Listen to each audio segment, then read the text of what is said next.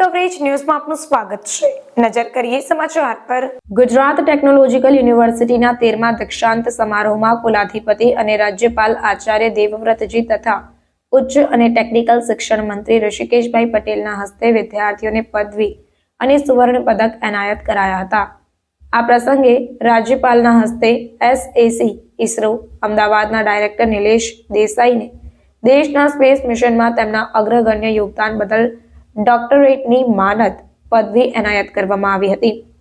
જેટીયુના 13મા દીક્ષાંત સમારોહમાં કુલાધિપતિ અને રાજ્યપાલ આચાર્ય દેવવ્રતજીએ ડિગ્રી તથા ગોલ્ડ મેડલ મેળવી રહેલા સૌ વિદ્યાર્થીઓને તેમના શિક્ષકોને અભિનંદન આપતા જણાવ્યું કે આજના ટેકનોલોજીના યુગમાં યુવાનો દરેક સમસ્યાના સમાધાન શોધી શકવા સક્ષમ બન્યા છે।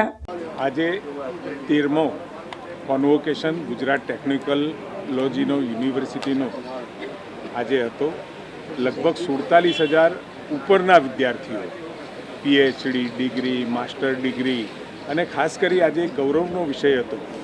ઇસરોના સાયન્ટિસ્ટ ડૉક્ટર નિલેશ દેસાઈને આજે ડૉક્ટરેટની પદવી જીટીયુ દ્વારા આપવામાં આવી છે।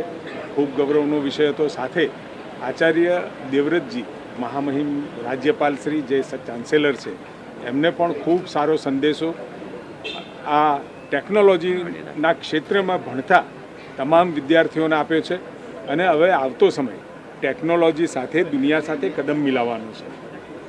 લગભગ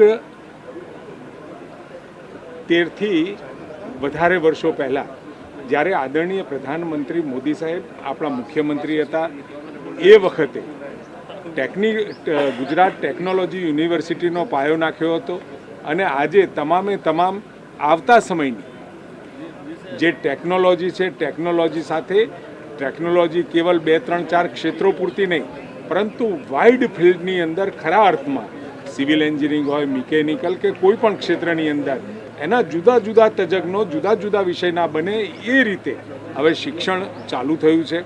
હું માનું છું કે આવતા સમયમાં જે ટેલેન્ટ આપણા ગુજરાતમાં છે, ભારતમાં છે, આવતા વર્ષોમાં પ્લેટફોર્મ આપણને એવું મળવાનું છે કે આ ટેલેન્ટ અહીંયા રહેશે અને भारतना 2047 विजन ने ये लोगों साकार करते। अन्य खबरों के लिए चैनल को सब्सक्राइब कीजिए।